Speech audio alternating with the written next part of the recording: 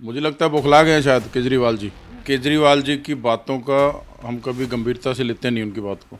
उनका कोई स्टैंड नहीं है। सबसे ज़्यादा वीआईपी कल्चर तो ये आम आदमी पार्टी वाले अपना रहे हैं कि हम हिंदुत्व के साथ हैं और अपने राष्ट्र के साथ हैं। जो जिस धर्म में खुश है उसको वहीं खुश रहना चाहिए। पिछले दिनों दिल्ली के मुख्यमंत्री अरविंद केजरीवाल पहुंच गए मुंबई महाराष्ट्र उद्धव ठाकरे जी के पास में। आपको बता दें कि लगातार विवाद चल रहा था निशान को लेके, लेकिन अब निशान जब मेन शिवसेना का जो निशान था वो मिल गया एकनाथ शिंदे जी को, और उसके बाद से उद्धव ठाकरे जो हैं वो लगातार आरोप प्रत्यारोप लगाते रहे। लेकिन मुद्दा यहाँ पे ये है कि मुख्यमंत्री अरविंद केजरीवाल पहुंच जाते हैं मुंबई, और मुंबई महाराष्ट्र पहुंचने के बाद वो बोल देते हैं कि सारी चीजें केंद्र सरकार ने शिवसेना से चुरा ली, यानी कि केंद्र सरकार को चोर घोषित कर दिया। हमारे साथ में इस वक्त दिल्ली शिवसेना प्रमुख हमारे साथ हैं संदीप चौधरी जी। उनसे बात कर लेते हैं, जान लेते हैं इन सारे मुद्दों के ऊपर वो क्या विचारधारा रखते हैं। नमस्कार सर। सर, ये जानना चाहती हूँ, मुख्यमंत्री अरविंद केजरीवाल जो हैं मुंबई महाराष्ट्र पहुंचते हैं। मुंबई महाराष्ट्र पहुंच के वो कहते हैं केंद्र सरकार ने हर चीज़ जो है वो शिवसेना से यानी कि उद्धव ठाकरे से छीन कर यानी कि चोरी कर ली और अपने ही किसी बंदे को दे दी, यानी कि एकनाथ शिंदे को आरएसएस से जोड़ा जा रहा है। चोरी कर ली? हाँ जी। चोरी थोड़ी ना की है। निर्वाचन आयोग ने फैसला दिया अपना हाँ। सुप्रीम कोर्ट के आदेशानुसार, हाँ। माननीय सुप्रीम कोर्ट जी आदेशानुसार। तो चोरी कर ली तो ये चोरी थोड़ी ना होती हैं चीज़ें। उनका कहना है कि जो बाला साहब ठाकरे थे वो शेर थे, और आगे उनका जो बेटा है उद्धव ठाकरे वो भी शेर हैं, और जो पार्टी बाला साहब ठाकरे ने खड़ी करी वो उनके बेटे को ही मिलनी चाहिए। एकनाथ शिंदे को उस पार्टी का चिन्ह दे दिया गया। दूसरी शिवसेना जो है वो दो भागों में बट गई। ये सारी अटकलें जो है लगा के मुख्यमंत्री उनको उकसाने की भी कोशिश कर रहे हैं शायद। हाँ, केजरीवाल जी अभी तक तो कभी नहीं पहुंचे वहाँ मुंबई में। हाँ। और कभी इस तरह की टिप्पणी उन्होंने की नहीं। हाँ। और मुझे लगता है अब उन्होंने देख लिया कि जो माननीय एकनाथ शिंदे साहब जो महाराष्ट्र के मुख्यमंत्री हैं, हाँ। पूरी पार्टी उनको मिल गई है, चुनाव चिन्ह भी और नाम भी पार्टी का। तो शायद परेशान हो रहे हैं कि जो हिंदूवादी विचारधारा के लोग सभी एकजुट होकर काम करेंगे। अभी भाजपा के साथ गठबंधन है महाराष्ट्र सरकार का, अपना शिवसेना का और बीजेपी का। और मुझे लगता है बौखला गए हैं शायद केजरीवाल जी। और लेकिन उनको तो दिल्ली देखनी चाहिए। दिल्ली में अगर बौखलाहट हो तो समझ में आता है। मुंबई महाराष्ट्र में जाके उद्धव ठाकरे जी की मुलाकात जो है वो किस और इशारा कर रही है? देखो, केजरीवाल जी की बातों का हम कभी गंभीरता से लेते नहीं उनकी बात को। उनका कोई स्टैंड नहीं है। कोई भी पार्टी है विचारधारा पे चलती है। कुछ पार्टियां अवसरवादी पार्टियां होती हैं जो अवसर देखकर अपने रंग बदलती हैं। जैसा कि दिल्ली में आपने देखा, केजरीवाल जी आए थे भ्रष्टाचार के मुद्दे पर, और उन्होंने बहुत सी बातें कही थी कि हम ये जो वीआईपी कल्चर को अपनाएंगे नहीं। और मुझे लगता है कि इस समय सबसे ज़्यादा वीआईपी कल्चर तो ये आम आदमी पार्टी वाले अपना रहे हैं। दूसरी बात, भ्रष्टाचार की तो बात ही ना करें। और जैसा कि दिल्ली में आप देख रहे हैं कि इनके विधायक, इनके मंत्री सबसे ज़्यादा भ्रष्ट हैं, और बिल्कुल सामने बात आ रही है।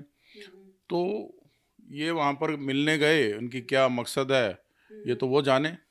बाकी हम पहले भी विचारधारा के साथ थे, और हिंदू हृदय सम्राट सरदार बाला साहेब ठाकरे जी की पार्टी है शिवसेना, और हमेशा से हमारा क्लियर रहा है कि हम हिंदुत्व के साथ हैं और अपने राष्ट्र के साथ हैं। तो क्या उद्धव ठाकरे जी हिंदुत्व के साथ में नहीं थे?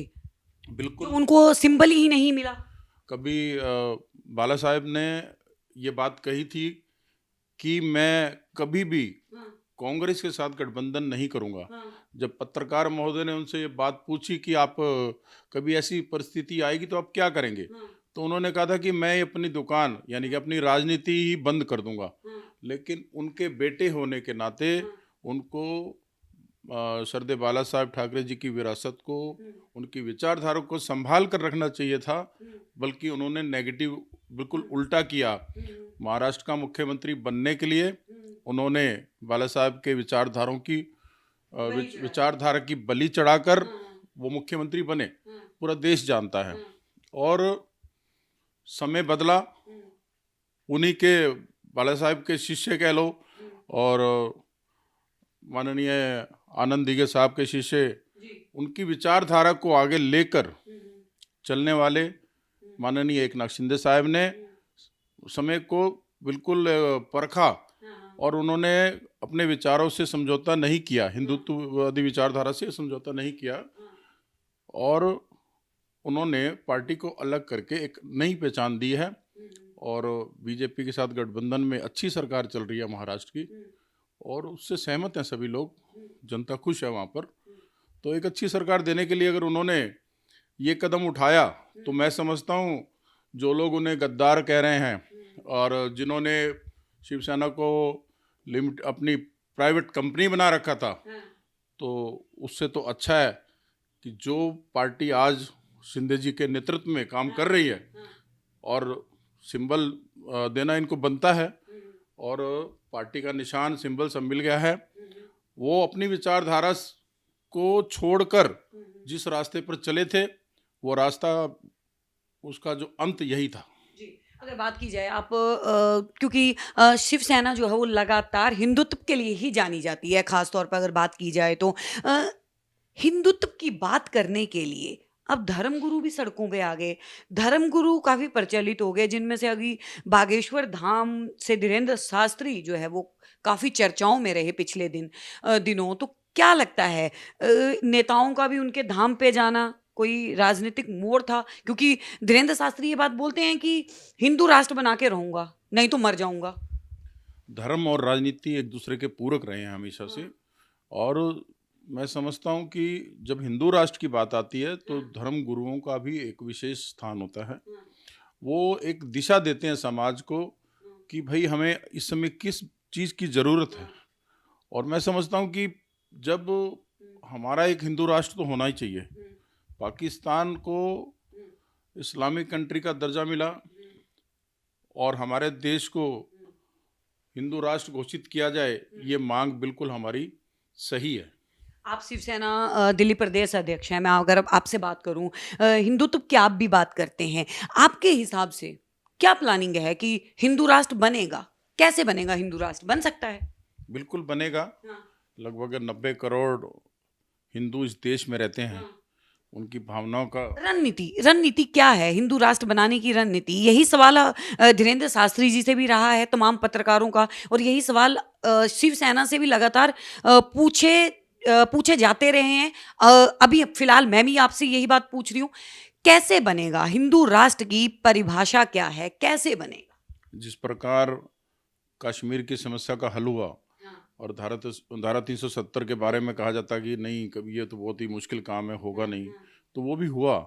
ऐसे कई काम मोदी जी के नेतृत्व में और देश उन्नति कर रहा है आज और विश्व में हमारा एक स्ट्रॉन्ग एक मैसेज, पूरा विश्व जो शक्तिशाली देश माने जाते थे वो भी आज लोहा मानते हैं कि आप भारत एक शक्तिशाली देश है। तो मोदी जी के नेतृत्व में और भारतीय जनता पार्टी और शिवसेना जैसी पार्टियां जब मिलके काम करेंगी तो जरूर हिंदू राष्ट्र बनेगा, ऐसा मेरा मानना है। घर वापसियां करवा के हिंदू राष्ट्र बनेगा? घर वापसियां करवाई जा रही हैं धर्म गुरुओं के द्वारा, घर वापसियां। जो जिस धर्म में खुश है, जिस हाल में खुश है, उसको वैसे क्यों नहीं रहने दिया जा रहा है? उनके माइंड को वॉश करने की कोशिश जो है क्यों की जा रही है? जो जिस धर्म में खुश है उसको वहीं खुश रहना चाहिए। इसमें कोई इस बात से भी हम कोई ये नहीं मना कर रहे, लेकिन अगर कोई अपनी मर्जी से, उनके पूर्वज कभी हिंदू थे और आज वो समझते हैं कि उस समय माहौल दबाव में उन्होंने धर्म अपनाया था, हिंदू धर्म छोड़कर वो मुस्लिम धर्म में आए थे, किसी दबाव में आए थे वहाँ उस समय जो शासक रहे, तो आज अगर माहौल उनको अच्छा लग रहा है कि हाँ ठीक है आज समय आ गया कि हम अपने घर में वापसी करें, तो इसमें बुराई क्या है? अराजकता नहीं फैलेगी आपके हिसाब से? कोई अपनी मर्जी से अगर धर्म परिवर्तन कर रहा है या अपने धर्म में वापसी हो रही है, ये वो धर्म परिवर्तन नहीं हो रहा, ये अपना जो उनका जैनवन धर्म है उसमें वापस आ रहे हैं। जी। तो ये थे हमारे साथ में शिवसेना प्रमुख संदीप चौधरी जी, जिन्होंने हिंदुत्व के बारे में हमसे बात करी है। फिलहाल जो राजनीति शिवसेना के अंदर इस वक्त चल रही है, अगर चाहे वो एकनाथ शिंदे जी की बात की जाए या फिर उद्धव ठाकरे जी की बात की जाए, उसका आंकलन लगाना अभी बहुत मुश्किल है। देखते रहिए सौगंध टीवी। जो आपके विचार हो नीचे कमेंट सेशन में जरूर बताएं। कैमरामैन सुमित के साथ आशा शर्मा, दिल्ली। आप देख रहे हैं सौगंध टीवी, सौगंध वतन की।